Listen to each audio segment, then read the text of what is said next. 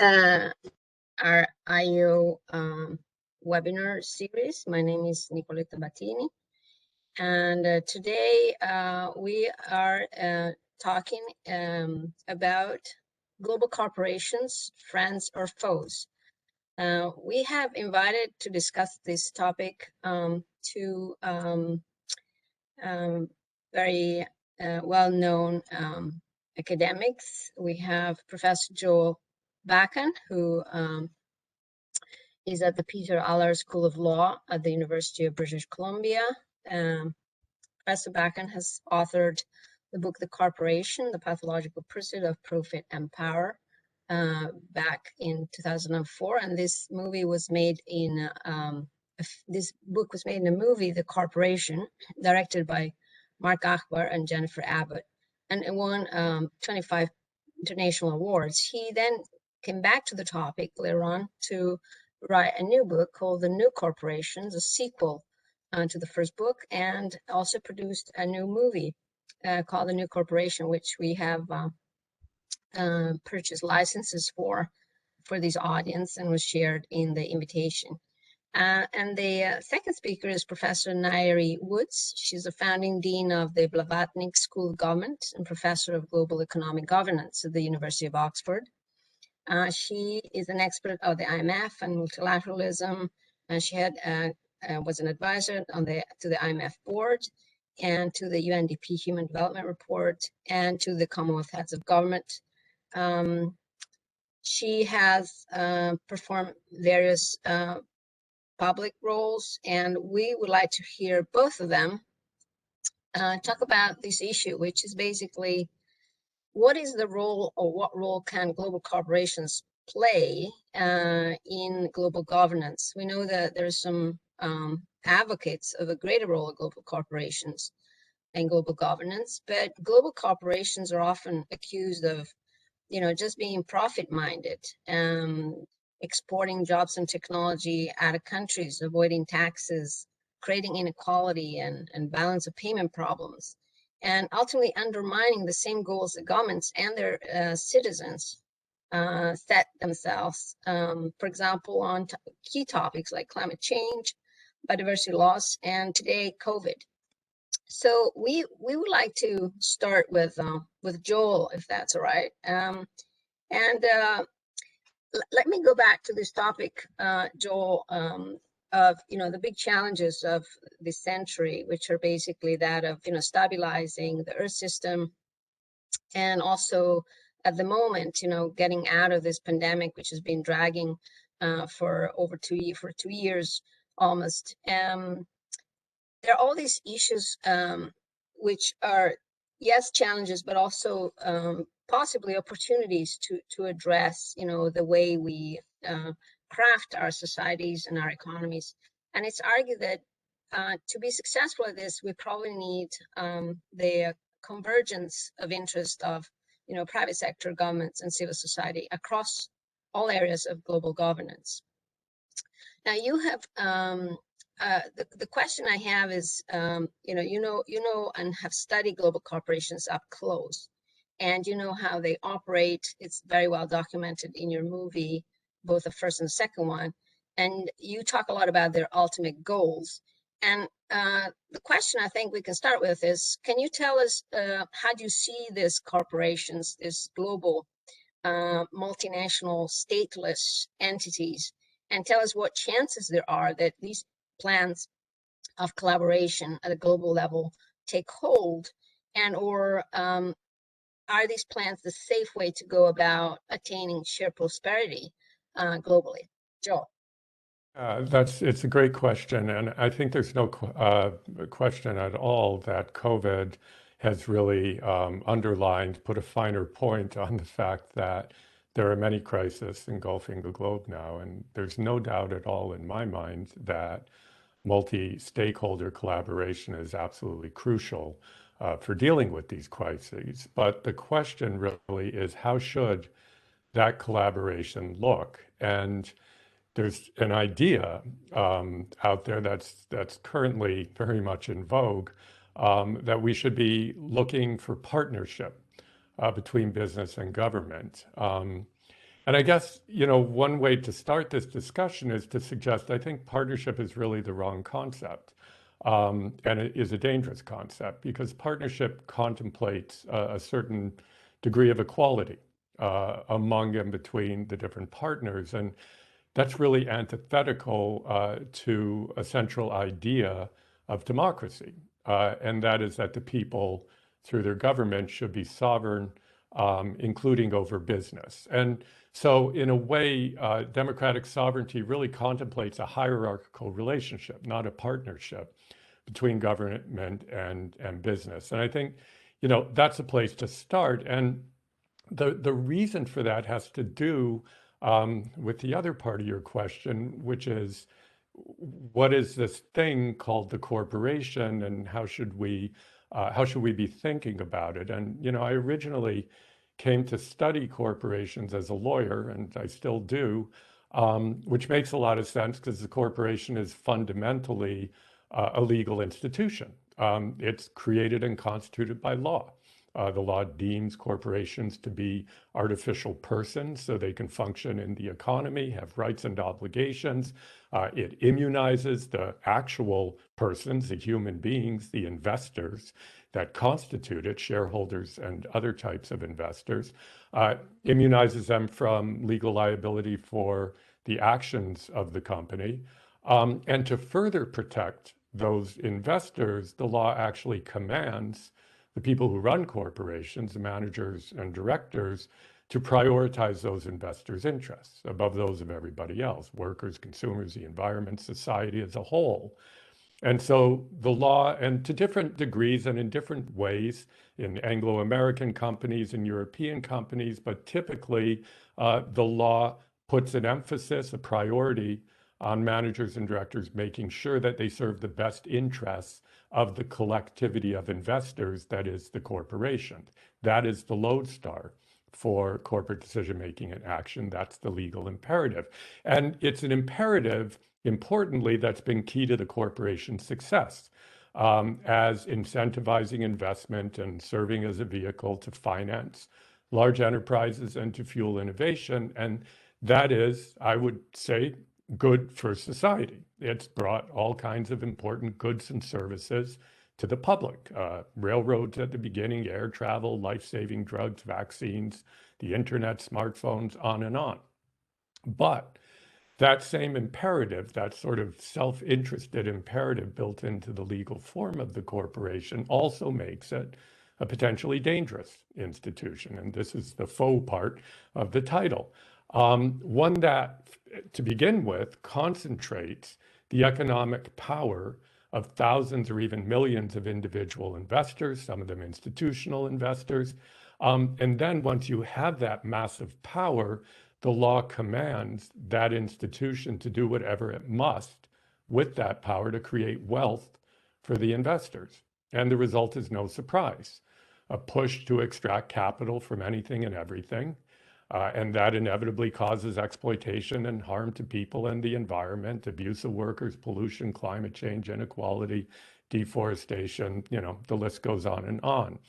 And that's why corporations need to be regulated. And that's why we need to think very carefully about where and when they, as opposed to public institutions, should and shouldn't be providing certain goods and services. But the problem is, and I'll wrap this long answer in a moment, but the problem is that the very same self-interested mandate that makes corporations dangerous in the first place also drives them to resist regulations that interfere with their mandate of returning to investors, and also causes them to push against boundaries that exclude them from potentially profitable areas, like, to take a couple of current privatization areas like education or water systems. So, to echo the title of the talk today, corporations can be friends when we consider their positive roles in raising capital, financing enterprise, organizing production, fueling innovation,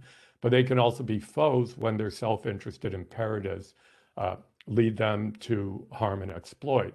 And what I suggest, and I'll just wrap this answer with this idea, what I suggest throughout my work is that the best way out of this impasse between friends and foes, is to go back to original understandings of the corporation, the understandings that led to their creation in the Anglo-American system in the mid-19th century, in terms of the modern corporation, to go back to original understandings of corporations as public policy tools that can be used, regulated, limited, and facilitated by governments in the ways that best serve public interests. We've really lost sight of that understanding.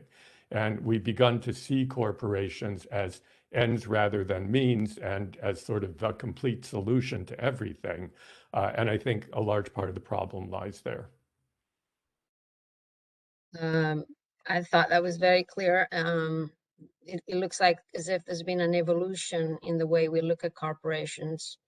I think one issue here is that also when we use the word global, we really mean large entities that are transnational. And so they have become stateless and so very difficult to regulate, but also very, very powerful because they operate, I think, at the global level. And so my next question is, you felt the need to write and film a movie adding the word new to corporation. So what is new about today's global corporation relative to what you thought you had nailed back in the early 2000s? And you mentioned in the movie, which I thought was terrific, that they are now like governments.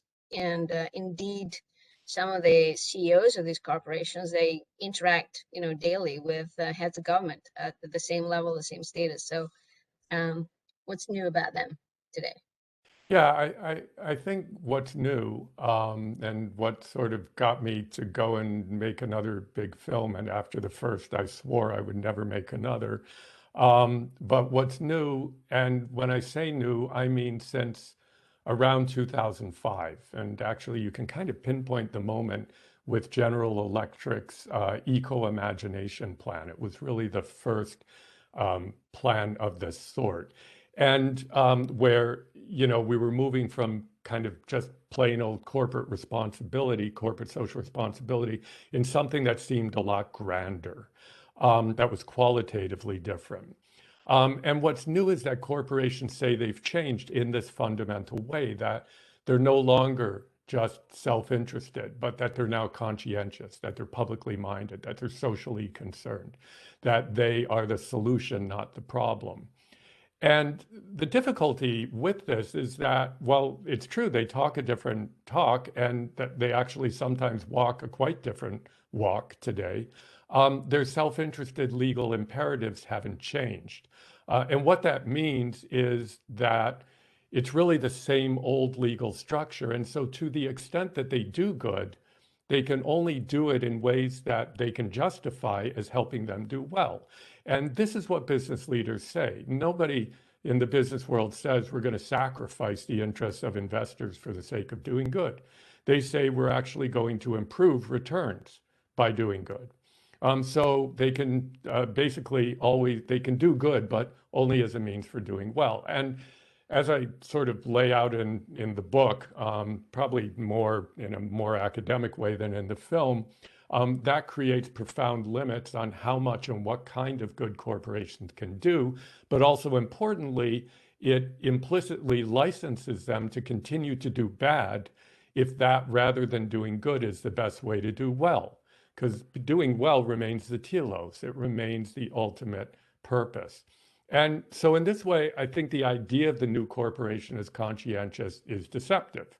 But it's not only deceptive, it's dangerously deceptive. And that's because the claim that corporations are now good actors, typically includes or implies another claim.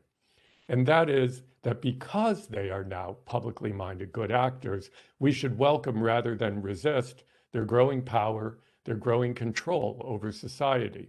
We should see them in effect as governing institutions, not institutions that need to be governed. And when I was in Davos, I had the privilege to interview Richard Edelman, who many of you likely know. He's a leading advocate of this new corporation idea. And he told me in the interview that there have been, quote, big changes in the reliability of business as a potential good actor, close quote, that corporations had become, quote, agents of change. And therefore, he said, because of that, corporations were now ready, and these are his own words, to, quote, fill a void left by government, close quote. And that kind of chilled me. And so I said to him, where does that leave democracy if corporations are filling voids left by government? And his response was this, and I'm quoting, and it's in the film if you've seen the film: I'm not much of a believer in political citizenship. I actually believe much more in the power of the marketplace, close quote. Now, that's a quite chilling statement, I thought, coming especially from one of the good guys of contemporary capitalism. But I think that it articulates a prevailing view among big business leaders who also see themselves as good guys, and you see some of them in the film. And that is that because corporations have putatively transformed into publicly minded institutions, they're now more like governments. I mean, that was what distinguished them from governments, is that they were solely oriented towards their own self-interest. But if they're publicly minded, if they're interested in serving the public, then that's kind of what governments do too. So they can be trusted to do what governments do. They can regulate themselves rather than be regulated. They can provide public goods like schools and water systems. They can take the lead in solving the planet's most pressing problems like climate change. So the basic idea becomes that they can govern more and they can be governed less. Right. So I thought one example in your movie, it really struck me, is the one about education in in developing countries where the government doesn't have the funding or the logistical operations to run education system, public schools, and so they some of these corporations kind of creeped in this gap, as you define, and have invented a system. And correct me if I didn't understand well, but this is what I thought I understood. They basically hire anybody who can read. All you need is be able to read off a tablet, and they give them a tablet, and the tablet instructs them on how to run a class. So you basically follow a script, and the script says, now greet the student. And then he says, now move close to the whiteboard and write your name. And they just follow a script and they become teachers. But this is at the expense of, teachers that have studied to be teachers, that often are, unemployed or cannot reach the place of, education, the school. And it's kind of putting education on its head, whereas you're not really, a person that transmits a conundrum of notions, but also values and philosophy learning, but just an executor of a script which has been written by some other person. And that way costs of teachers are kept really low, and the school system becomes a very profitable business, which is public minded, but maybe profit minded more than public minded. And the answer in the movie, I think, was, well, better some education than no education, which, nobody can argue against. But there's also an issue about, the way and what is being taught, which has always been, rather important. I have one last question. I want to go to Ngaire real quick. But the last question for you, Joel, is really to wrap this up. Does stakeholder capitalism, which is the name for this putative and advocated collaborative or partnerships between private and public sectors, actually mean giving corporations more power over society and democratic institutions less? I think you partly answered that, but Yeah. it seems like is it inevitable? Is it something we can regulate? What's your take on that? Yeah. Well, firstly, just to clarify, in the film, we did show that example of Bridge International Academies.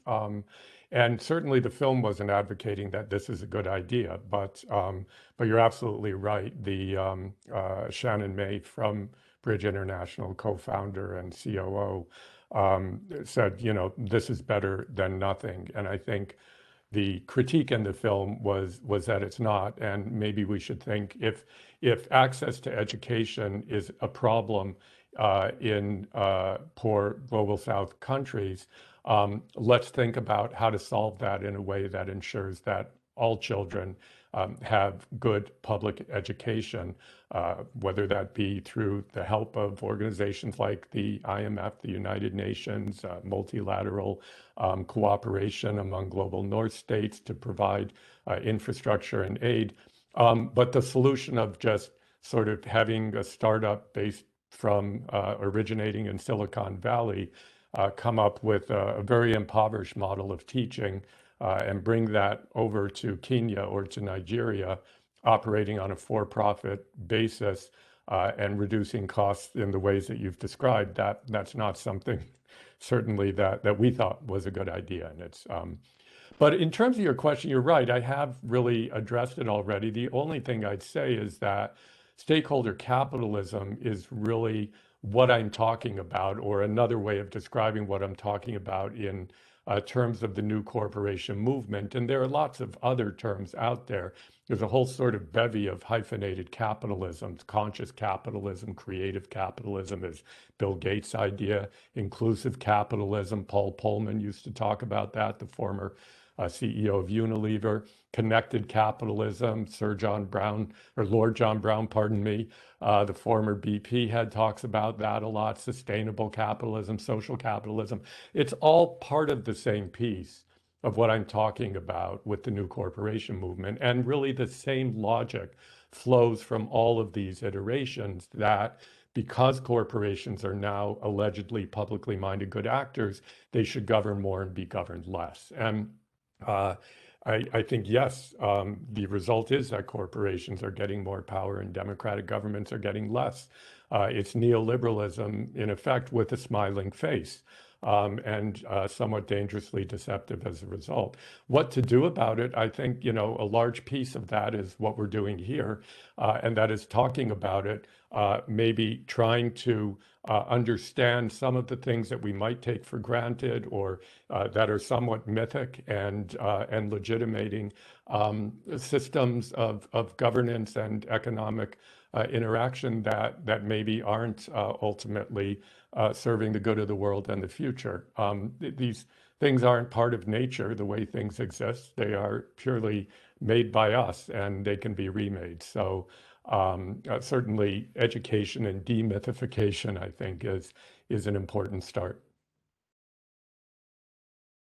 Well, thank you. It's all very interesting. It also reminds me of another movie which has been trending in Netflix, the Don't Look Up. I don't know if people saw it, where there's the fact that the private sector starts working very closely with the public sector. You start having a clearer pattern of kind of friendship between politicians and heads of corporations, and work is commissioned directly to corporations, including in very delicate matters of of public interest. And in the movie, it's kind of paradoxical that they have to destroy an asteroid, but they don't, because they need to extract some minerals from it, and then the whole thing. I mean, I won't ruin it for people that haven't seen it, but it's related. If you have a moment to watch a second movie after the new corporation, which I thought was really interesting and eye-opening. Ngaire, I want to come to you, and I would like to have you explain to us, why does this matter for the IMF, and in what sense? And let me start by telling those who couldn't attend the IEO 20th anniversary conference last November, that is, however, recorded, so you can watch it. Thanks to our great assistants. You gave a super stimulating keynote address in that anniversary conference, which included a reflection on the role of the IMF in a world of geostrategic rivalry. And I think today this rivalry, we know from events, geopolitical events, is it's at its height probably. And in that address, you dwelled on the prerequisites for effective ongoing cooperation among governments. And you mentioned things like common agreed rules and principles, a monitoring of compliance with those rules, and the collection and sharing of information and knowledge among, multilateral set of governments. And then you discussed the need of the fund to have governance and credibility that can help deliver on these prerequisites. So as to facilitate this multilateral cooperation. Now, given that and that keynote address and those concepts, what do you think is the impact for effective multilateral cooperation of this multi-stakeholderism? I mean, this coming in on the side of global corporation trying to grab market share of public interest, but also sort of positioning themselves within global governance. And what do you think the impact for the IMF operations and ability to operate in a purely multilateral system would be of the putative advent of this new style and plans by global corporations? Oh, we can't hear you. You're muted. We go. Can you hear me now? We can. Yes. Fantastic. Look, it's great to be part of this conversation and to see lots of friends joining this conversation. I think I'd like to start by talking about where Joel started, about this so-called partnership between governments and companies. I think one of the things that I think governments and sometimes the IMF underestimate is how much power governments have to create the ecosystem within which companies flourish or not, and how they flourish. And I see that underestimated by governments all over the world. When the Premier League in the United Kingdom announced that they were going to create a super league after years of negotiation among themselves, it took a conversation between a couple of politicians in the corridors of London to put a stop to that and to change the way the industry was planning to take itself forward. When the United States put Section 230 famously into its legislation, protecting social media companies from any liability for what is posted on their sites, they created an ecosystem which has seen social media tech companies flourish, producing and extracting profits from harvesting human attention in ways which we know are extraordinarily damaging to individuals, to communities, to the politics and democracy of nations. So governments play this really powerful role, and they can play an equally powerful positive role. Britain, to use another example, has a Social Value Act. Many other countries do as well. And yet it doesn't use it to cover all of government's procurement. Government is the largest agency that does procurement in the United Kingdom. And yet those values are not being embedded in the procurement the government itself does. Governments all over the world give big tax advantages to companies for investing in machinery, capital, etc., but not for investing in their people and in upskilling their people. So a lot of the ailments that Joel has spoken about actually, in my view, come from the ecosystem which governments create. And so we have to pay huge attention to what that ecosystem looks like. Second thing I'd want to say is that corporations are changing. You asked Joel what's new about corporations. So to me, one of a number of new features is that corporations in the last decade have found their passports with a vengeance. It started with the global financial crisis, where these footloose and fancy-free banks suddenly found their passports and went to their own governments and said, bail us out, please. We're seeing it now in a different rendition in Chinese policy towards its large corporations, where the primacy of political control and political stability has China constantly intervening, using markets as signals, but constantly intervening to ensure that markets and corporations serve the needs of the political stability that the government would like to see. And partly in response to that, in the United States, in the European Union, we are seeing a much more nationalist industrial policy emerging.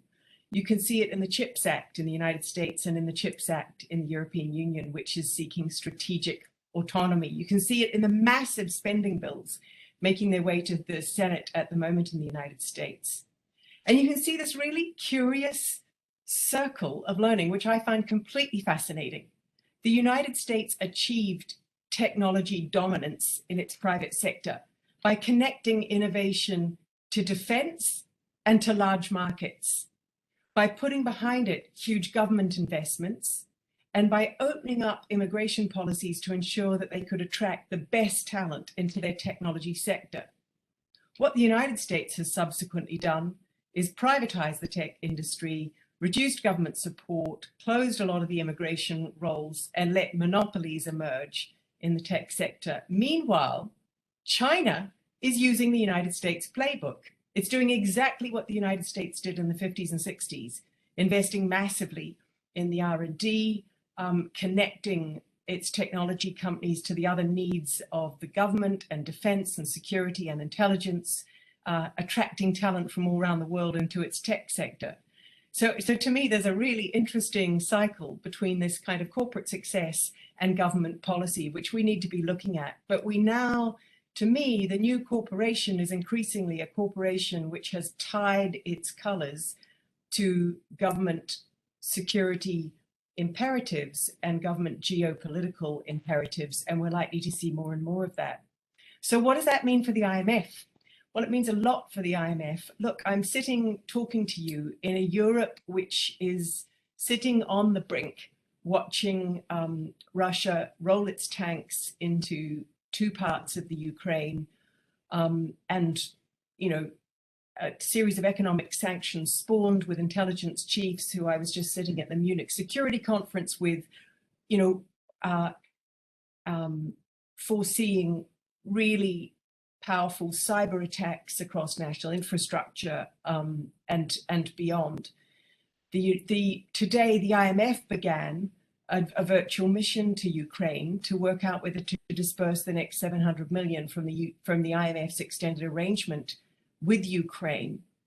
And this really, I think, shines a spotlight on the fact that we are not living in the post-1990 world.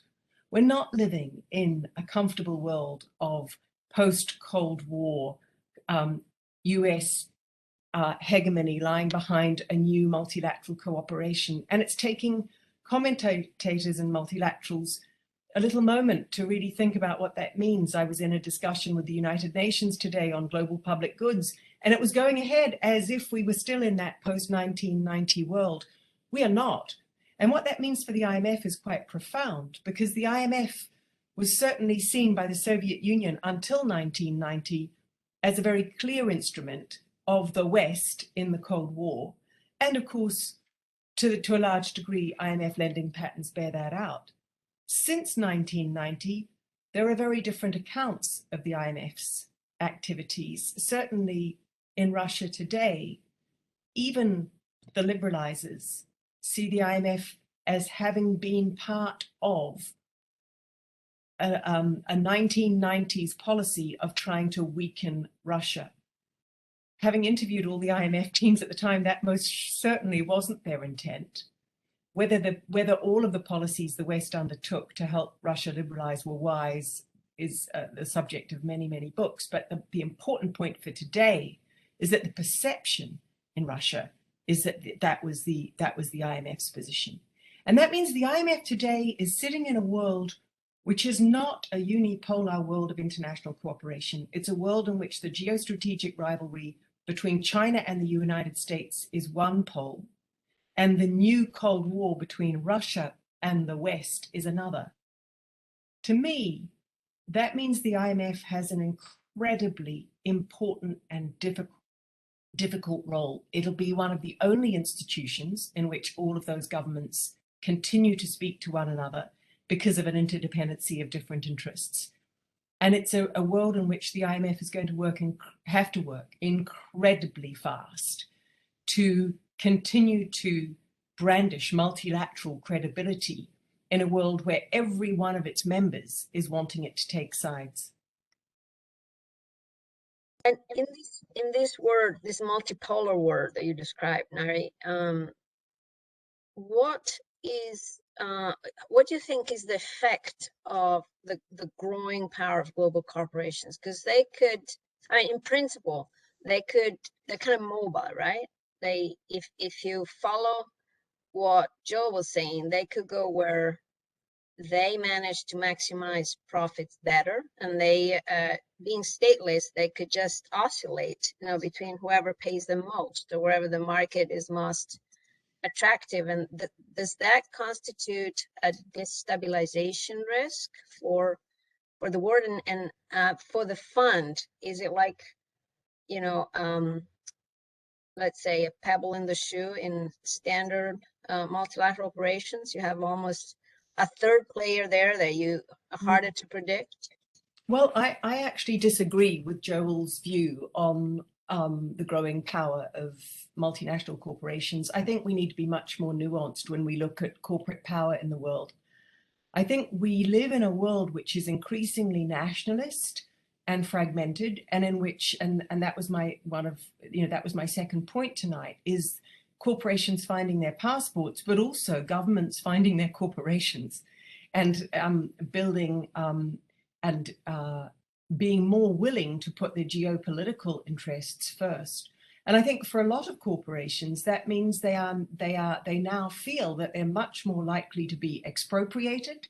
They're much more likely to find themselves on quite fragile sands because of geopolitical competition and more government push over the economy, and more and more populism as well, where governments and politicians are more willing to throw their corporations on the bonfire of popular discontent than to stand behind them. You saw even a British Prime Minister making, just saying, screw, actually he used a ruder word, corporations.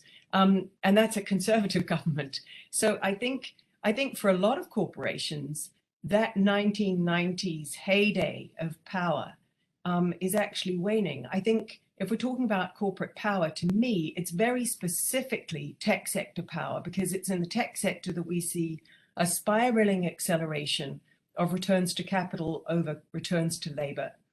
And we've seen in the West an unwillingness to regulate the monopoly power of many of the tech sector giants, whereas, of course, in China, the government is showing a willingness to dismantle, control, restrain its own tech giants in the interests of its own political stability and control. So I'm not sure that this story of corporate control is right. And I think it's very dangerous for the IMF and the governments that are members of the IMF to imagine that they sit victims to these globalized corporations, because they don't. And that was why I made my first point. It's for governments and for the IMF to advise governments on how to create an ecosystem which restrains corporations, which holds them to account, and which ensures that they don't seek pure profit at great social loss and with huge negative externalities. Joe, do you have something to reply to these points raised by Ngaire? And also, one thought I had that I might just throw in there is that at the end of the day, Ngaire is mentioning tech, big tech, but there's also the finance is basically, some believe, the puppeteer of all these other corporations, and there are asset managers that hold stocks of a lot of the large corporations, and ultimately they are seen as the overlords, of the role played by big corporations globally. So, any reaction to that, Joel, and especially what Ngaire said? Yeah, absolutely. Well, to begin with, I agree with Ngaire's disagreement to some extent because of the inevitability of time, and it's harder to be nuanced. I totally agree that ultimately sovereign governments are in control. Let's not forget, and this is crucial to my work. I wrote one piece called "The Invisible Hand of Law," trying to show that it's ideological but not real, that corporations exist outside of government, that corporations aren't entirely dependent on government. Governments make corporations. They create them. They create the property rights, the contract rights that create markets. So governments are completely in control.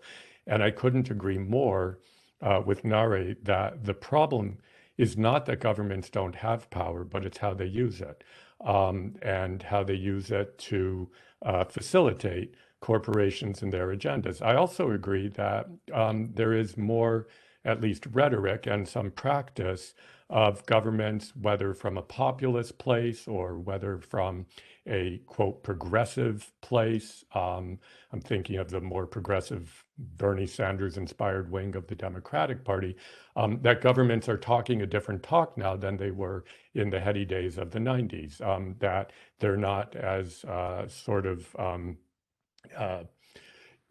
willing to just give corporations their lead, and they can be quite critical.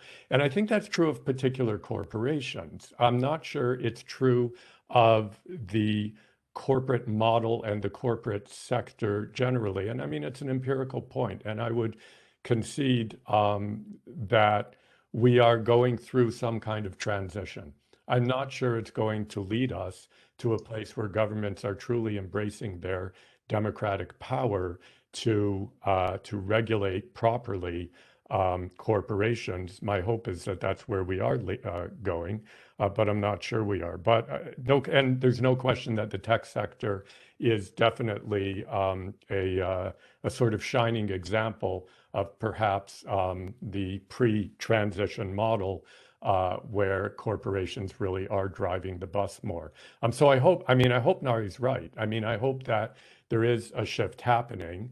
That is a shift of governments actually taking their power and using it for the public good, for the social good, and not being as timorous in relation to corporations as they have been in the past. But certainly as a lawyer, I can't agree more that government does hold the power. A government or a legislature can make a corporation disappear with the stroke of a pen. Just as an example, not that they would or do, but they ultimately do hold the power. And it really is a question of how they exercise it, not whether they have it. One aspect which maybe it's important to raise is that, of course, government rely on revenues from taxing some of these corporations, although these corporations are very good at, eluding taxation through their, stateless state. And in that sense, there's a symbiosis can be established whereby you don't want to lose a corporation because they might just walk out of that country and you might lose the revenue. So from which some of the initiatives we've seen this year and in the past, from both the European Union and of course the United States to try to create a common taxation envelope and so forth, so that these corporations don't elude one system voting with their feet. But it's not as, I think, as the world has become more globalized, it's increasingly difficult to regulate corporations that have armies of lawyers and accountants that can think of ways of getting around regulations by keeping their feet in different jurisdictions. So I think it's true that they are depend on governments, but maybe it's not as immediate. I want to ask a couple more questions and maybe see if there are questions from the audience. And I'm going to go back to Ngaire. And the question I have is, if global corporations are, growing, and should the fund, and you said, they are, but they are also controllable in principle. But should that fund modus operandi change to ensure that democratic governments maintain a say in our collective strive towards, the goals we have, like shared prosperity, sustainable future? I mean, this cool example that I took from the movie before, should the fund say that's fine, or should the fund say, look, this is really a domain for public policy. We shouldn't, just make entire teacher, generations redundant and replace them with enough profitable business run through a tablet? Or should we say, well, we're agnostic about how this is done? Or, should we just continue to pretend like it's fine that, the private sector replaces the public sector? Or should we try to have a view of, ultimately how things should be done in the public policy arena? Could we allow? I think you'd find there are many examples around the world where the private sector and markets have actually been better at providing to excluded minorities, for example, than governments. In other words, where for political reasons, governments have excluded particular minorities, and where those minorities' best shot is to buy water, to buy education, to buy whatever it is from the market. There are occasions when markets offer something which governments that are ignoring a part of the population don't. But that example and those examples are too readily used in the IMF and perhaps in the World Bank sometimes as well to argue for the benefits of a market approach and a purely private approach. And I think that's the problem. And I think that's where, the 1980s were a decade which brought a completely different mindset to development institutions, a mindset which said everything must be about the market, because in the 1970s, governments had shown we'd seen so much kind of corruption and stagnation in governments around the world, and the market was presented as the obvious response, and it was useful because it doesn't cost a lot to deregulate, whereas it costs quite a lot to rebuild the school system, to rebuild universities, to rebuild hospitals.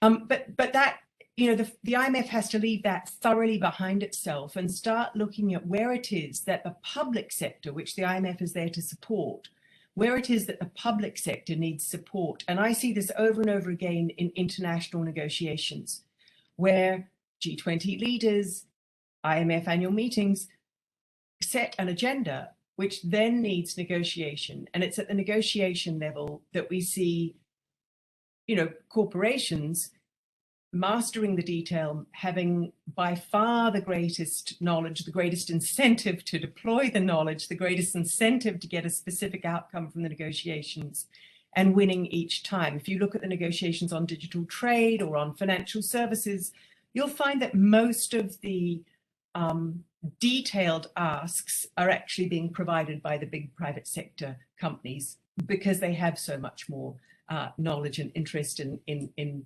producing those very detailed proposals. That's a real problem, because that's where the government negotiators are not serving the public interest. And it's really, really hard for governments. If you look at the financial services negotiations and the Basel process, you've got, I can think of one large international bank in London that has 250 people that work in its public affairs section. Then I look at the government regulator, which has maybe 6 people at that level, and they're far less paid, they have far less information, and they have far fewer incentives to get the regulation a particular way. So it's a very unequal game. So for that reason, in my view, the IMF has a huge and important job to inform and support its government members in understanding what they should be pushing for in those negotiations, and leaving behind this rather crude view, which comes straight out of a kind of 100 or 101 economics textbook that says, markets will come up with these perfect equilibria, when actually any decent company knows what they really want, which is monopoly. That's going to be their most profitable position, and that's going to be the one they can deliver to shareholders from. And so at some point, we can't pretend that the interests of governments and the interests of corporations are the same, and the IMF has a comfortable road in supporting that shared interest. In lots of places, governments have to do what they need to do in order for corporations to really serve the societies in which they work.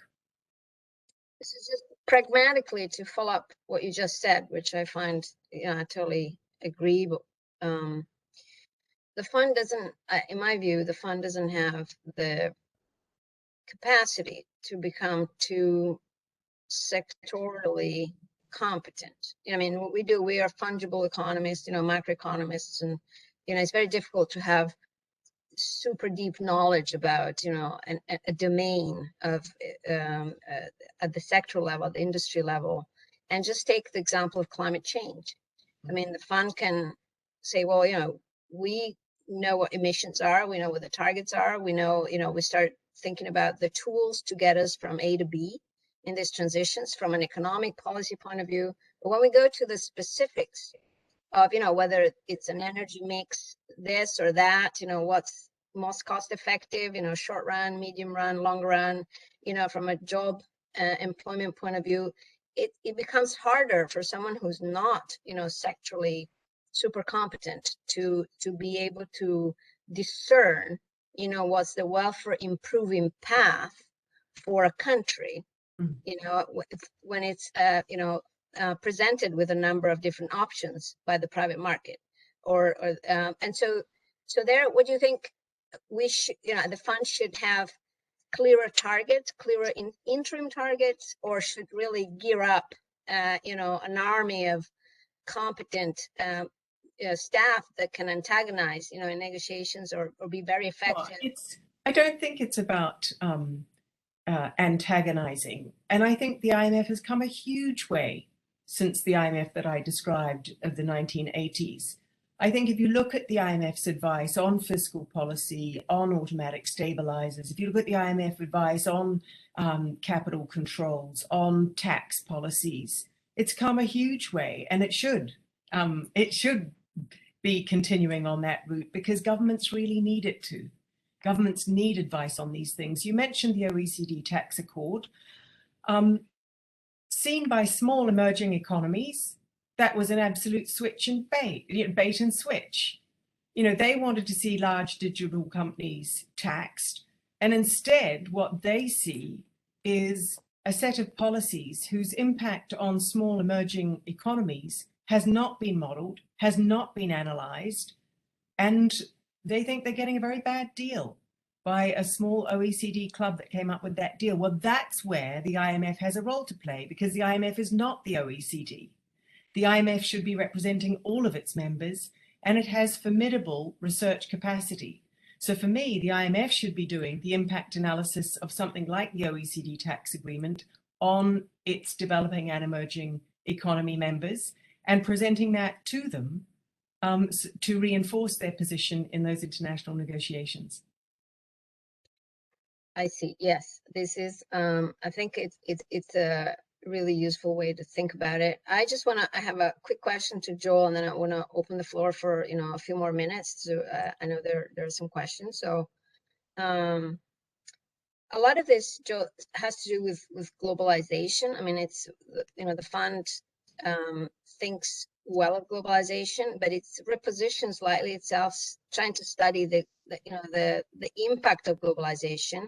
It has a more nuanced view of it. Before it was, almost monolithically in favor of it, and then it kind of with time it realizes that maybe, not all that shines is gold, and it has a position paper on this. Do you think that the quest for globalization is key for the fund, or what's the role of corporations in this, and how can we?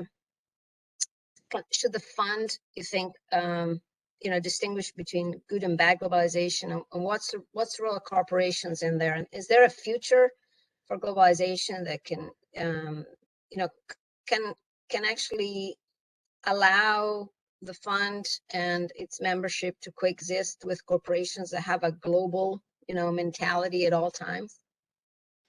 Yeah, I mean, let me begin by agreeing with Nari's comments that I really do think that it's the presumption that markets work better that's a problem. I agree there are some places where they do, but but it's this sort of almost ideological presumption that in every case they will, and that there is really need for discussion about where the public sector needs to be deployed around issues like the schools issue that we were talking about, and many, many others. And, I'm heartened to hear, because I'm not an expert on the IMF in the way that Ngaire is, I'm heartened to hear that there is this movement, that obviously it's not complete, but that there is a movement from the sort of very rigid presumptions of the 1980s. There's people maybe are troubled by those presumptions now, or at least questioning them, albeit not necessarily antagonistic towards them. In terms of globalization, I'll just try to be really brief. I mean, there are two things that I think about when I think about globalization. One is that to some extent, globalization, when we think about it in very broad terms, not necessarily as extant systems of globalization operate, but in very broad terms, the idea of the economy globalizing seems to me unlikely to reverse. I mean, it may retreat, but in the longer scheme of things, I think it's unlikely to reverse. And that's due in part to technological change, everything from cargo container technology to internet-driven logistics for transportation and manufacturing, all of which enable companies to kind of operate in a more globalized way in terms of supply chains and all of that. So in some ways, and this is obviously a point of disagreement, but I think it's difficult to put globalization understood in those very general, almost generic terms. It's the globalization genie can't really be squeezed back into the bottle. And again, speaking in the most general terms, there may not be good reasons to try to put that genie back in the bottle. There's an argument that global trade, again, understood broadly, is a good thing, potentially beneficial to citizens in the various nations involved in it, that global cooperation, especially as we look at events unfolding in Russia and the Ukraine, global cooperation promoted through healthy trade relationships is also a good thing, even a potential catalyst for peace. But having said that, the kind of globalization that is currently being practiced in the world is arguably not something we want necessarily to facilitate, because it's really very much a globalization that's driven by corporate interests and rent seeking, reducing costs of production by moving operations to cheap labor, low regulation jurisdictions, or threatening to do the same in order to extract concessions from governments and unions at home. So yes, I think globalization has to be thought about as a good thing and perhaps an inevitable thing in the larger picture, but we really need to interrogate what kind of globalization. And I think that the current models and practices of globalization, what we might describe loosely as neoliberal globalization, should be resisted and not enabled.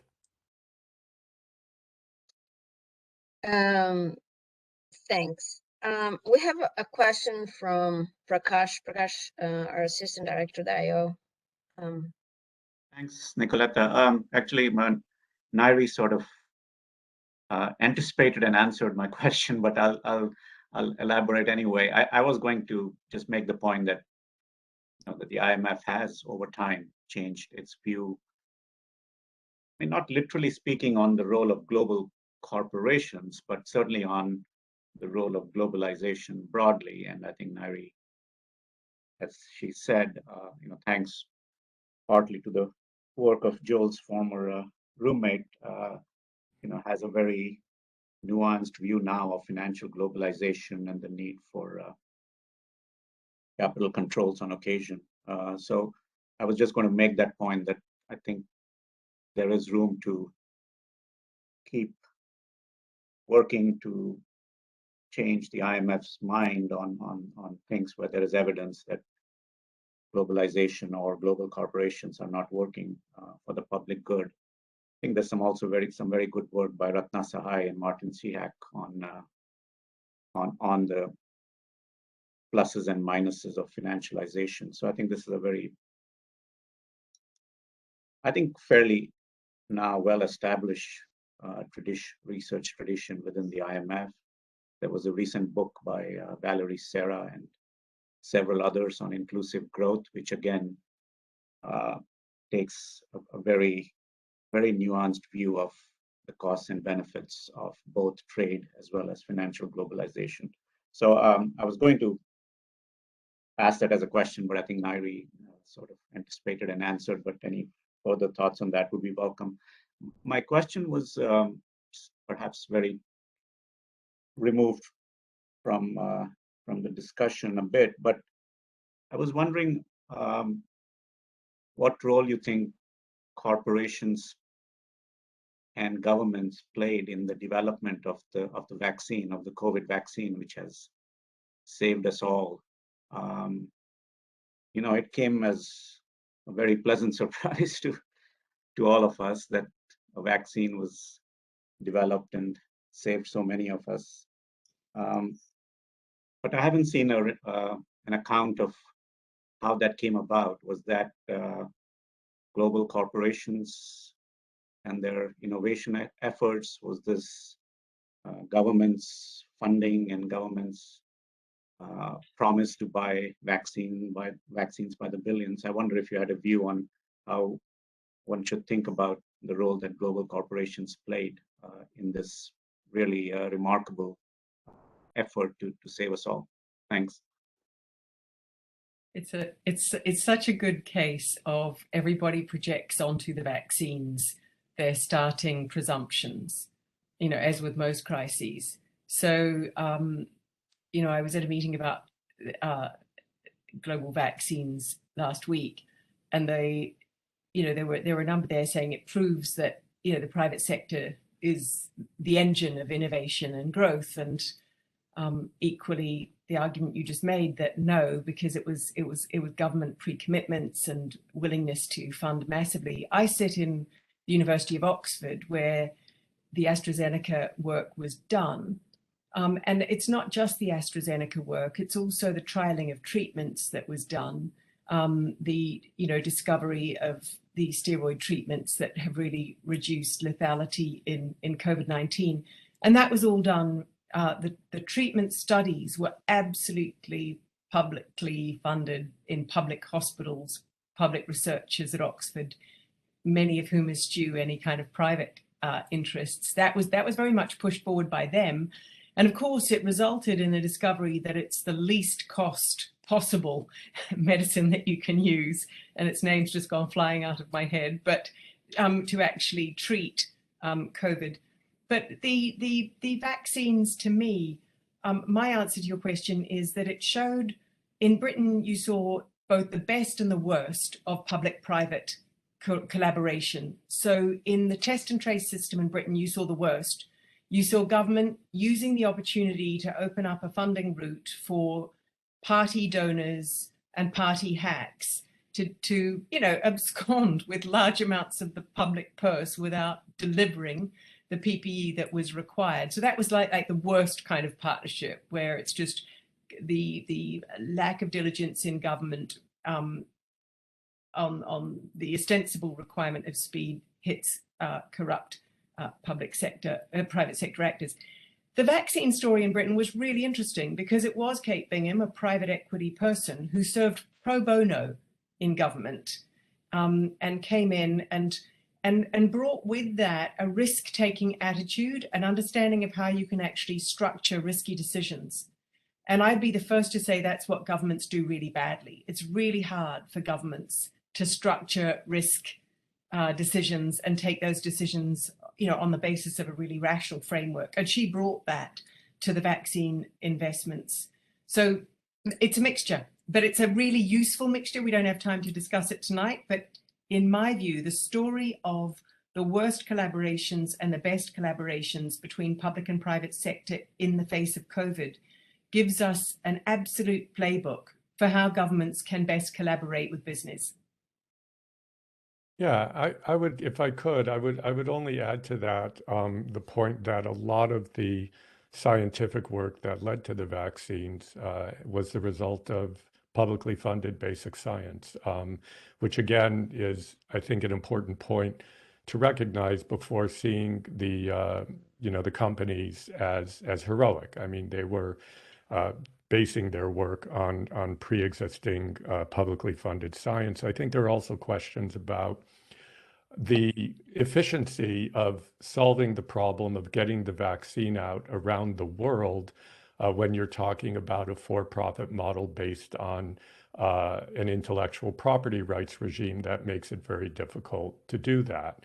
And then there are questions, of course, of why governments haven't stepped up, even assuming that we have those intellectual property rights, why governments haven't, in the North in particular, haven't tried to cut a deal, in effect, with the pharmaceutical companies to get more vaccines to the global South. Because I think what we're learning with Omicron and Delta and everything else is that until we have a much broader footprint of vaccination, we're going to be facing these problems of variants coming up. So it is, I think, a failing of the current model, both the corporate model of delivery and the public-private partnerships, that we haven't figured out a way to get vaccines into the global South at scale. I think we have a few minutes more. If there are any questions people want to write in the chat. I mean, I think the COVID story was a really impressive way of put it as a collaboration. But I also have, reservations about what happened. I think that there's a risk of going into rent seeking, and there are things that, so on one side, governments paid for the research and the marketing, because a lot of this are basically, it's something where the purchase occurs above people's head. I think the EU just bought 200 million Novavax, and the stock is, of course, doing its course. But then these companies are shielded of the liability in case anything happens, and everybody down the chain, of supply of the vaccine to the individual. And I think that so it becomes a question of how you regulate, the rent that can be extracted. Should it be just a one-way bet for these corporations? I mean, if someone is suffering reactions, I mean, should they be, as with everything, right? The US, for example, is famous if you drop some hot coffee on your leg, they give you $80 million as a standard lawyer. But if you have an adverse reaction to something, so there's a question there about regulation. I think it goes back to the ecosystem that Ngaire is talking about. How do you fine-tune that relationship in a way that is beneficial for the public when you're using corporations to serve a private interest, a public interest? I don't see any other question. I think this was super interesting. If people haven't seen the movie, I think there's a few licenses left, so please go check it out. It's very revealing and very recent, very actual. There's stuff on the pandemic, there's stuff on also the global financial crisis. But I would like to take the opportunity again to thank both Ngaire and Joel for being with us today. This was recorded so people can watch it again or share it with friends and colleagues. And we're very grateful that you illuminated us on these very tricky issues that, however, are of central importance for the ability of the fund to be effective for the global economy to thrive. Thank you so much, and hope to see you soon again in person.